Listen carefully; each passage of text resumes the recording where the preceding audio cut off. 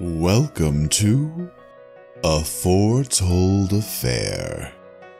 This is a Kickstarter visual novel game. The game actually met its goal as I was making this video, but if you enjoyed this content, or if you've played the demo and you enjoyed it, then they do have stretch goals if you would like to support them. I'm waiting. Despite the complete blackness of the surroundings, it is rather comfortable in the large, silent room. At least I assume it's large, considering how it looked from the outside. Spring has just begun to turn to summer, so the weather is ideal. Not yet too hot, and few worries of being rained on. I don't have much else to appreciate in this moment. I'm still waiting, after all. Well, I'm always waiting. Today is simply a special kind. I'm waiting for something specific. Something very specific that I've waited a very long time for. But this must be the end of my waiting. In a few moments, it will all be over. The darkened space is illuminated by a single candle, and I know that they have finally arrived. Welcome, Buffalo Seer. I am pleased to be here. Thank you for granting me this request. From the shadows, the three council members appear. Dog Healer,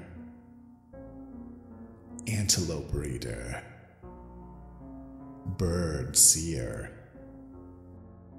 You have shown great diligence in your duties and respect for our order. That is kind of you to say. I tug on one of my sleeves out of nervousness. It has been quite some time since I have met with the council in person. Yes, because of your consistency, we are granting you your request. You now have permission to look into your own future.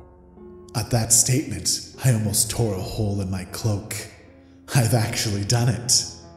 I am truly grateful. Remember, you must look a minimum of 3 years into your future, and the council will see whatever it is that you do. Do you accept? Of course. I have no fear of what is to come. Very well. You may begin.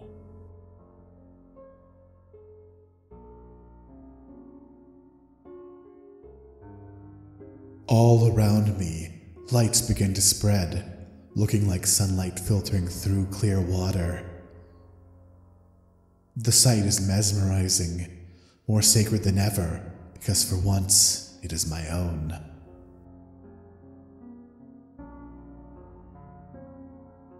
As quickly as it appeared, the light fades, leaving me dumbstruck. I can't believe it.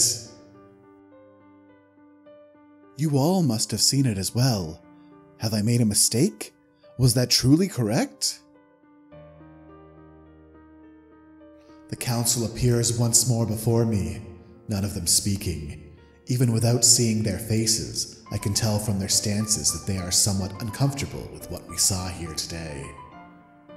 You know as well as I that false visions are an impossibility. What we saw today will someday come to be. What will you do now? It seems Antelope Breeder also asks questions we all know the answer to. There is only one possibility for me now. With your permission, I wish to leave immediately. The three curtly nod in unison with no hesitation. It is likely for the best. We give you leave. A carrier will be called to send you out of the walled sanctuary. Is there anywhere you wish to be taken specifically? Yes, to the capital city, Mier. A wise choice. It will be as you request.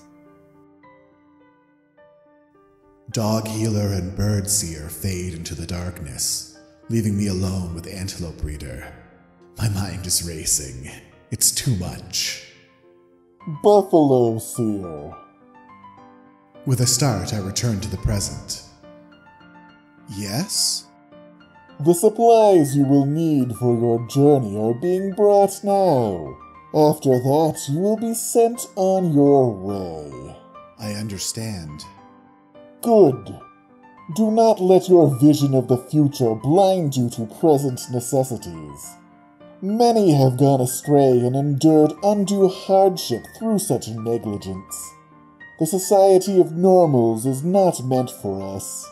You will not be welcome there. Remain cautious. I'm not sure what to say, so I remain silent. After a moment, dog and bird reappear. The time has come. All is prepared. Farewell, Buffalo Seer. You will be sorely missed. I give them a slight bow to show my respect. Thank you for your assistance. And thank you as well for your expected cooperation. None of us will speak of what occurred here. It goes without saying. Very well. Safe travels. And I do not expect to see you in this sanctuary again.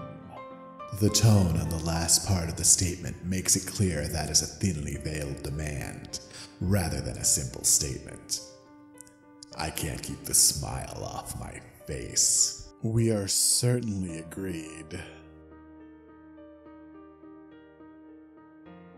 This is not what I had expected when I left the sanctuary. I've been wandering the air for several minutes now, and I've yet to see a single person. I had assumed that the capital was well populated, but so far all I've seen are drab brown buildings and empty streets.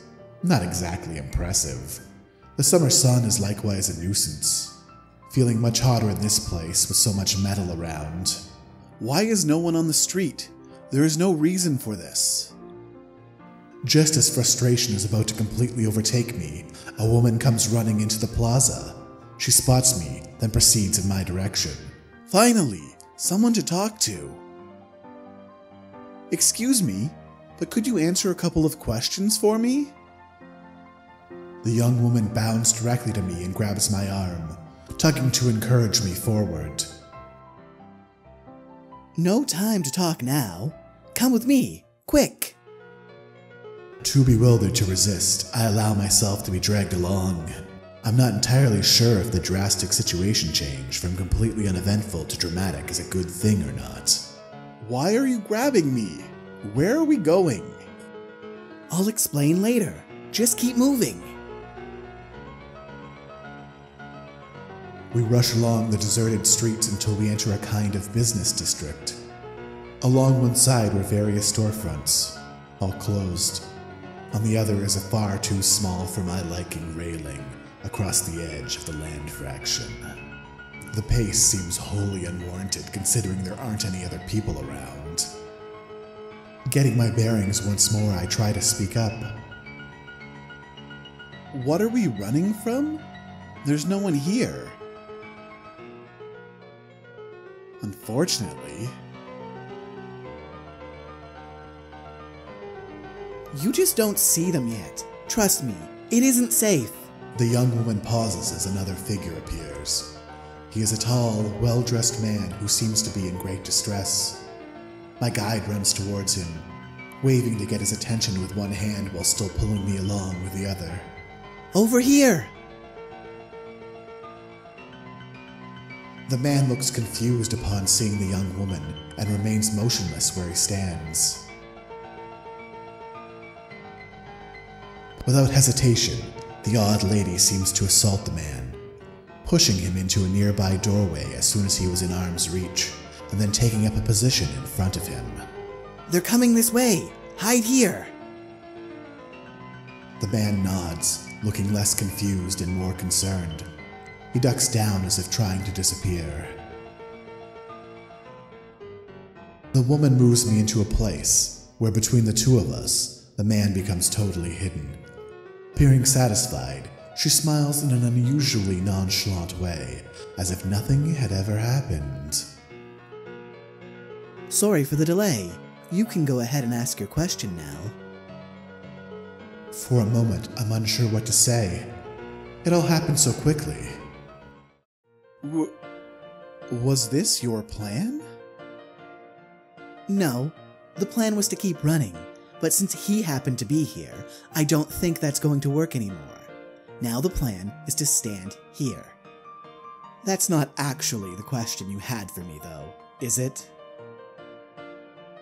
As soon as she finishes speaking, I waste no more time and blurt out the one thing that has remained in my mind since I first arrived. I'm looking for someone. Their name is Kia. They are about my height, with dazzling light gray skin and very alluring dark blue eyes. The woman frowns in thought for a moment or two. Sorry, I haven't seen anyone like that. I look down at the other person here, the man cowering in the doorway. Have you seen Kia? Just ignore him for now, alright? He's someone who needs to lay low for a bit.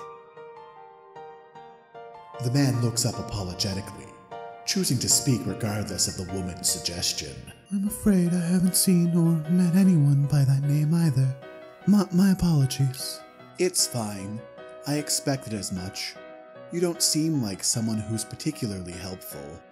He frowns at my statement as his head lowers back down. By the way, my name is Piper. What's yours? You may call me Buffalo Seer. The woman raises an eyebrow curiously.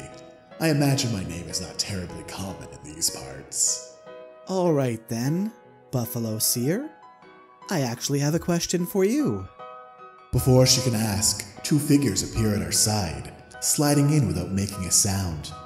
I look at them in surprise, though Piper gives them no notice.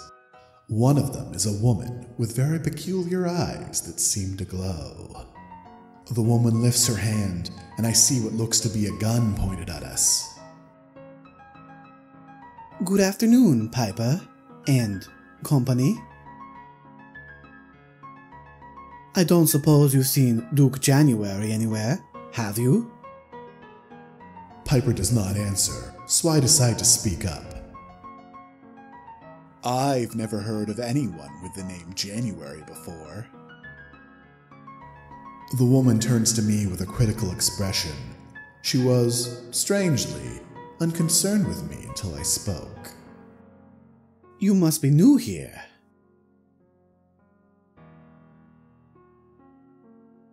That is true. I just arrived here today, only a few moments ago, actually. Piper speaks up, though still looking at me and not at the strange woman addressing us. I haven't seen him, and as you can see, I'm trying to deal with someone else rather important right now. Unexpectedly, the other woman slowly lowers her gun while looking as though someone had told her the sky was green. You mean because they're dressed like someone from the sanctuary? The mention of the sanctuary forces me to stifle a gasp. Normals aren't supposed to know how we dress to avoid impersonations. They could be pretending, you know. Besides, what does it matter either way? Obviously, they're from the sanctuary. No one would be foolish enough to impersonate in this city. Now, it's not every day someone from there comes around here, which is why I'm talking to him. Piper recognizing my clothes for what they mean as well? I certainly hope that hasn't become common knowledge. For now, I will simply assume the two unexpectedly casual for this situation ladies are special cases. Indeed, I am from the sanctuary, and you surprise me for recognizing it. Turning to the newcomer, I point at her firearm. Now, is that even a real gun? I was told those were quite illegal here in Vespin, not to mention nearly impossible to obtain. Maybe you're the one who's pretending. The woman shrugs. Be glad you aren't going to find out. Come on, we're wasting time. Excuse us. She motions for her follower to join her as they exit the business district, disappearing down another street. After they've gone, I nearly slap myself. I didn't ask her about Kia. How could I have gotten distracted so easily? Shh! We don't want them to come back. I allow myself a brief moment of self-pity and then turn back to Piper. So, how exactly do you know that woman? She knew your name. She leans towards me, speaking in a hushed tone. Keep your voice low. She may have left her goon nearby to watch. She's a bounty hunter named Trinette. She's currently on the hunt for a person called Duke January, if you haven't been paying attention. Oh. Is that all? Piper looks around surreptitiously, seemingly uninterested in answering either of those questions. Just wait here a bit longer, okay? I want to make sure we're in the clear before we move away. I suppose that means the person hiding behind us is this Duke January she's searching for. Yes, and I'm sure he would appreciate it if you could keep talking with me for a bit to make sure he isn't seen. Sound all right? This problem is not my problem. You help me, and I'll help you. It would certainly take a long time to search an entire city on your own, and Kia is waiting. Her tone is cockier than I appreciate. However, she has a point. Putting up with these people is a small price to pay that means finding Kia sooner. Well then, I think we have a deal. Very good. I'll have to ask that we try to keep up a conversation.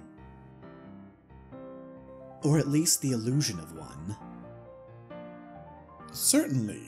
What do I say? Is there a code? No, you can say whatever you want.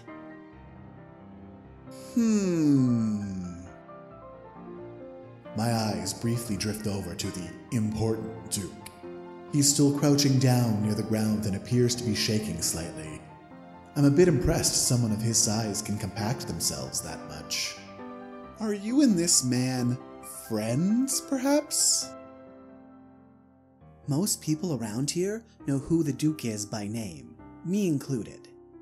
This is actually the first time I've met him in person, though I've been told what he looked like. Either way, we don't know each other. I just happened to be in the neighborhood when all this started.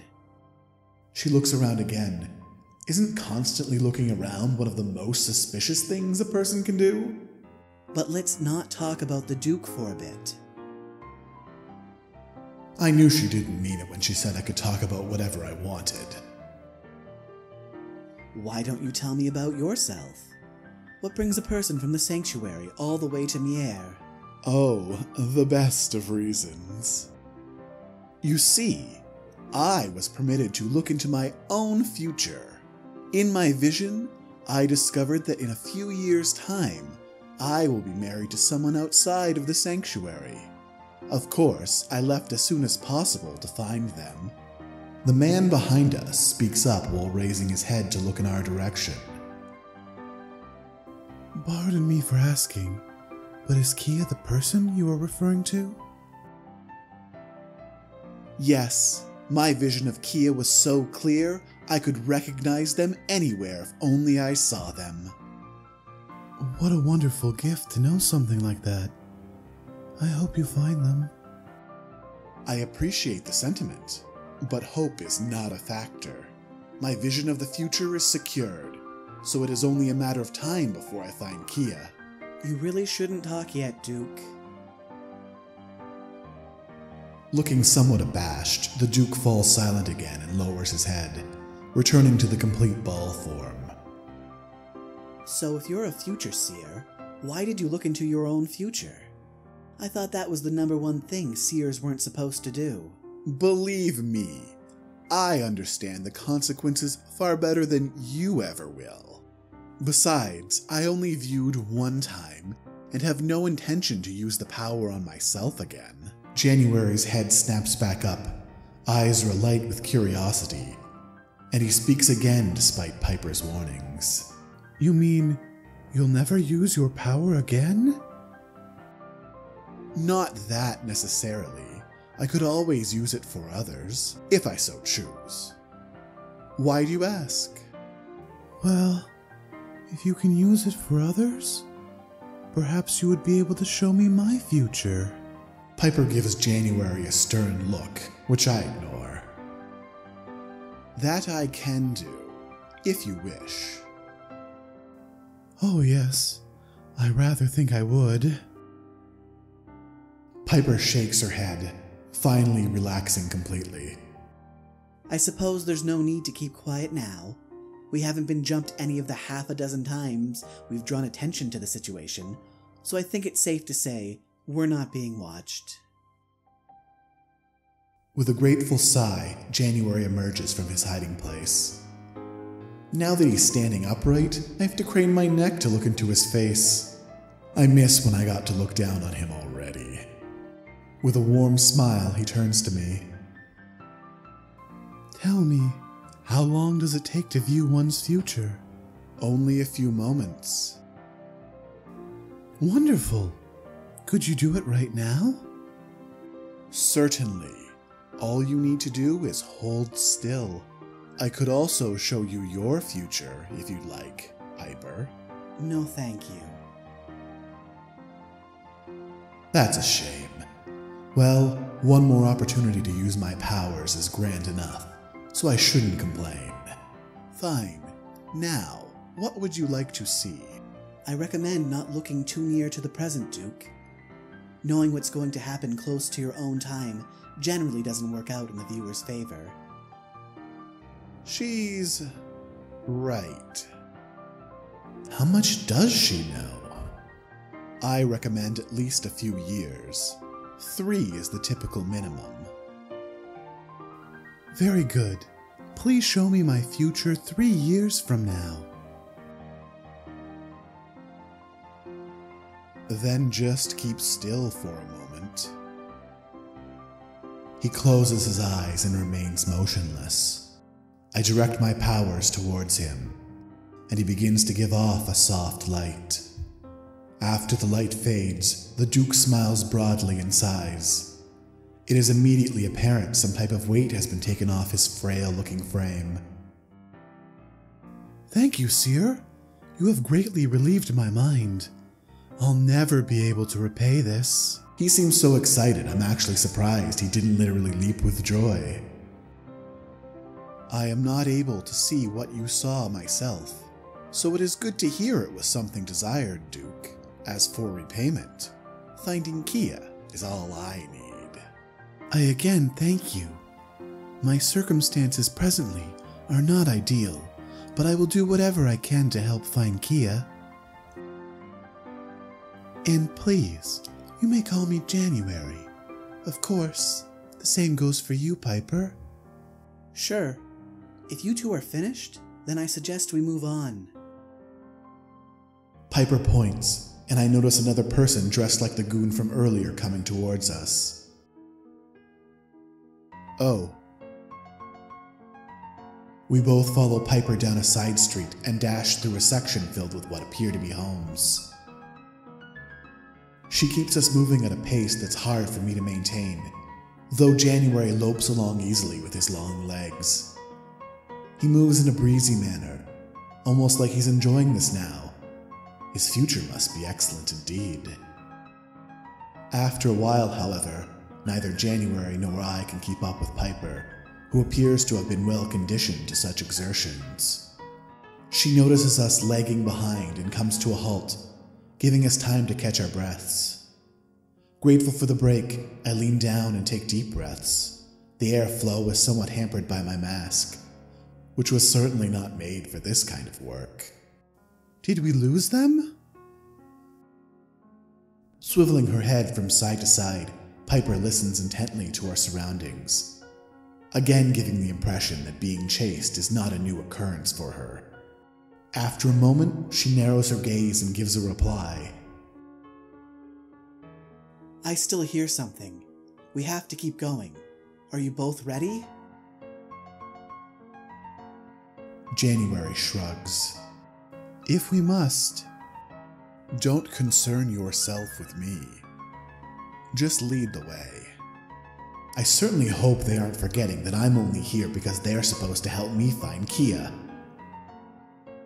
Piper nods, bundling the front of her dress in her arms as best she can, and runs again with January and I close behind. After a short distance, Piper turns us down an alleyway off the main street. The cool shade is a relief. I begin to say something when another voice calls out to us. Stop! No one move! The three of us halt just as a figure appears before us, emerging from a side path. I blink my eyes in astonishment.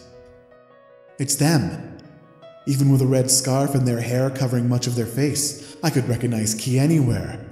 I found them at last! Kia strikes an authoritative pose, so strong and confident, drawing forth a badge from their sleeve. I'm an officer of Mier, supposed to be doing undercover work, but as of right now, I'm here to help Duke January get to safety. Also, I'm gonna need you to come as well. Kia points at me.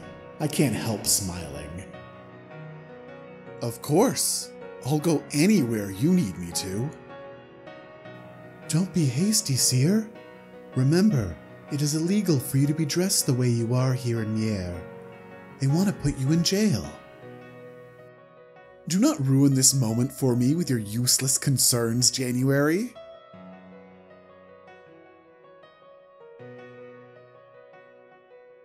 I move closer towards Kia, hardly able to control myself. Kia recoils away from me, eyes alert. That's close enough, criminal. What do you think's going on here? This is going to be such a lovely story to tell someday. Are you in your right mind? I am. You and I are going to be married. Kia's eyes widen in what appears to be horror. No, we aren't. Yes, we are. Kia looks me up and down, and realization crosses their features. Oh no. That color. You're a seer, aren't you? Mm-hmm. An authentic one, my dear Kia. Kia's eyes squint and their fingers start twitching. So this is your way of telling me you saw the future? Exactly. I looked into my own future and saw that you and I will be married a few years from now. No. I can't believe a word someone in your position says. Besides, it's so unlikely you're truly abnormal. How will the story go from here? The $2 tier of the Kickstarter will provide you with updates. Hint, hint. Thank you for watching. If you enjoyed this content, please consider pressing the subscribe button.